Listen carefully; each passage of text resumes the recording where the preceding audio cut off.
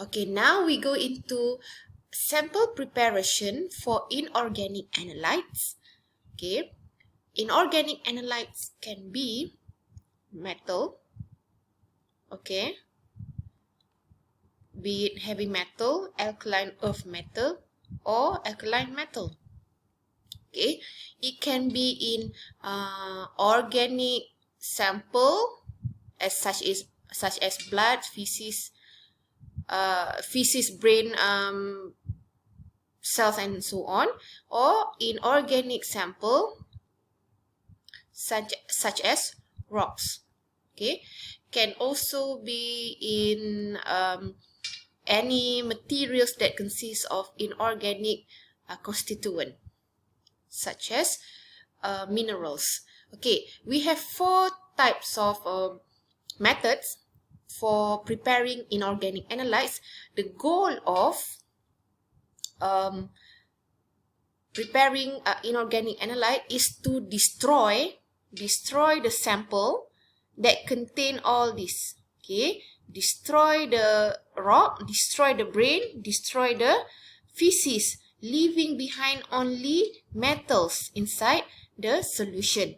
Why metals will be retained inside solution? Remember, metals can withstand high temperature, okay, and also high pressure, and also can withstand harsh condition in acidic or basic medium. Therefore, we have more selection, more options on how we want to do that. So first, we go into the easiest method, which is what we call as acid digestion, open digestion. When you see the word open, means that is done in an open condition inside the fume hood under normal temperature without any pressure and so on.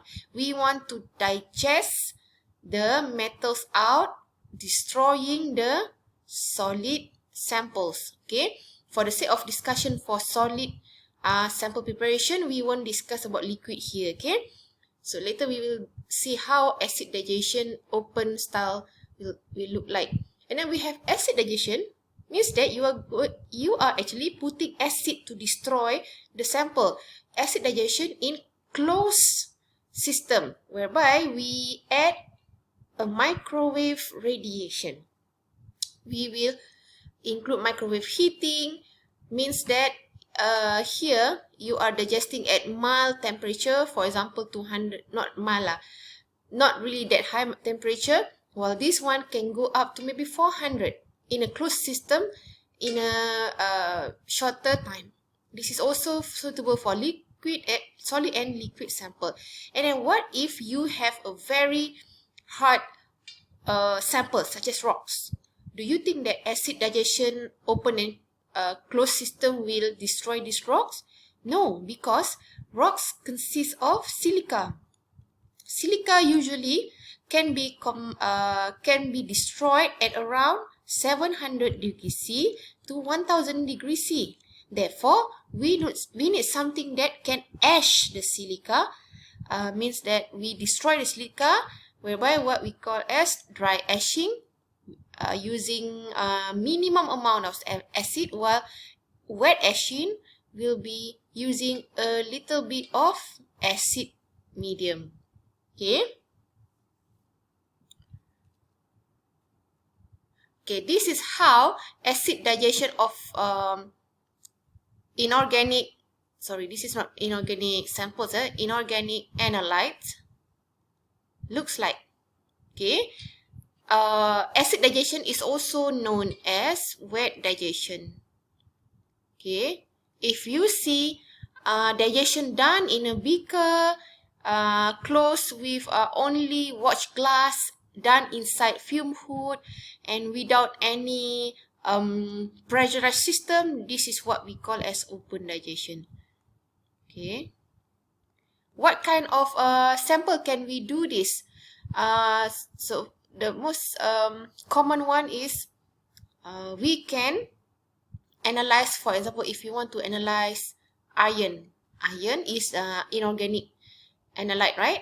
Inside cereal. Cereal is organic sample containing inorganic analyte.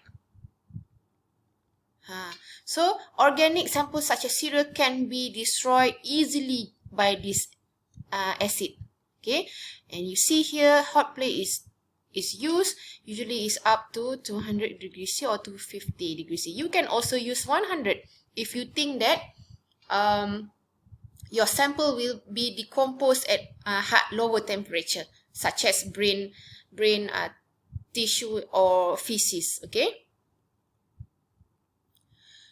Okay, now we go into acid digestion. Selection of acid. What kind of acid I should use? Because we have a lot of inorganic analytes. Again, this is not sample. Inorganic analytes. We have like almost 100, right? In the periodic table. So which one? Okay. Usually, nitric acid is used in common wet digestion open system. Okay, a concentrated nitric acid. That's why, in the first place, you see a brownish solution, because when nitric acid is heated inside your sample, it will produce the NO2 gas that is brown in color. Okay, so this is popular because of the compatibility with the inorganic analyte. It can oxidize and also can get a high purity at low cost. It's really cheap. Okay, this is the category for the type of metal that you can use for certain percent of that nitric acid. If let's say you have alkaline earth oxide, lanthanide oxide, you should only use between 10 to 15% of the nitric acid.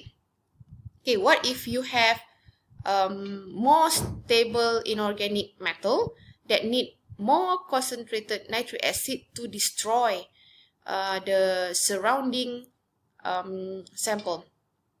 Okay, if you have manganese oxide, you want to destroy the oxide, you want to destroy this, leaving behind the copper. You want to destroy the oxide here, you want to leave the cadmium 2+ oxide. Means that the acid can help you to destroy this, leaving behind only the metal. So you should use 50% of acid and 50% of water. Means that is more concentrated. You can also use 100% of nitric acid if you have this kind of metals. Okay. And also, if let's say nitric acid alone cannot do the work, you can add another strong acid, strong inorganic acid, hydrochloric acid, to digest platinum, aurum, steel, alloy out of your sample. Okay, your sample is usually alloy lah. You want to only take copper out of alloy. Okay. And what if you have like metals inside silica? Metals inside rock. Rock contains silica, right? So rock is really hard. That's why it's used as a house foundation. So we want to destroy this rock, leaving behind titanium, for example. Okay, so you have to use hydrofluoric acid. Hydrofluoric acid is the only acid that can eat up your rock. Means that it can digest your rock. Okay, at this condition, okay, hydrofluoric acid can digest the titanium out of the rock at relatively lower temperature. As I said just now, is 200 degrees C for open system, or closed system 400 degrees C. If all this combination cannot do the work, all this temperature cannot do the work, then you have the option of ashing, just for rock sample. Okay, so I show you the example of analysis for solid sample using open digestion. Open digestion means that is only done inside fume hood. using normal beaker and also nitric acid. Okay, the objective is to destruct the organic matrix. So if for solid sample example here, I show you the example of fish, leaving behind the inorganic element. If let's say you want to see copper, cadmium, mercury, this is the inorganic.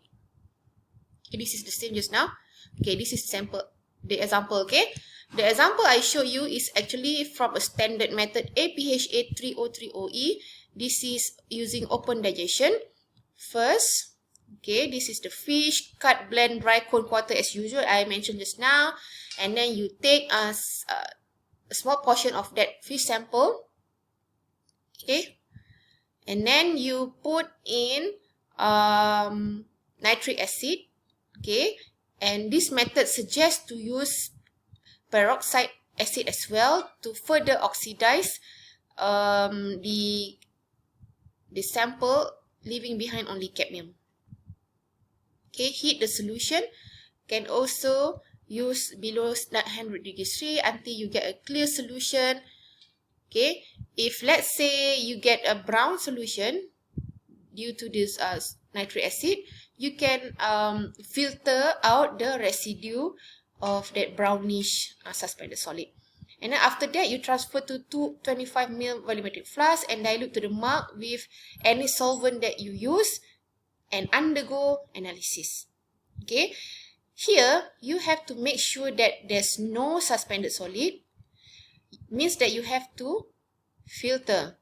Okay, you have to filter as well.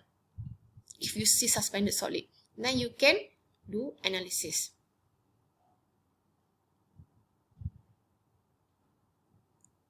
Okay, for closed microwave digestion, it is the development from open digestion, whereby open digestion is so slow.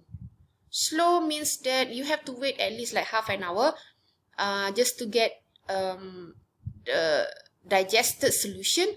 And also it is done inside fume hood 1 or 3 sample at one time.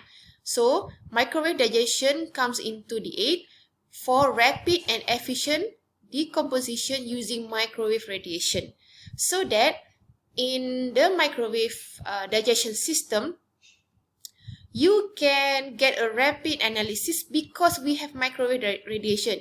And inside the microwave digestion system, you can put up to 10 sample at one time. And it's even better because we can control from a computer for the pressure and temperature. Okay. So, however, we have to bear the cost of microwave system. Department of Chemistry, our Department of Chemistry in Faculty of Science, recently bought a microwave system, and the cost is 100,000 K. Yes, it is expensive, but it worth it.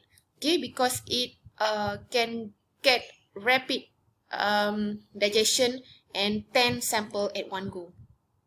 So this is how it looks like. Okay, you see how many sample over here. This is using MWS3+. Okay, you can even record what is the temperature being used. Okay, 40 minutes, and then you can get 8 to 12 sample and so on.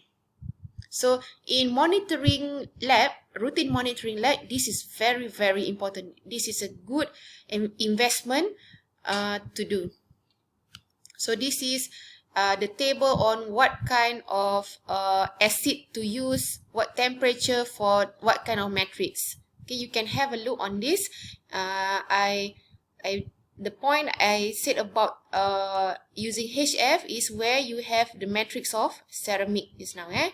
You can use temperature around this area. Okay, however, it's longer because it's silica base. Okay, this is the example of using closed microwave digestion. Same. The difference is that it is put inside a tightly covered bottle so that it can withstand the microwave over here. Okay.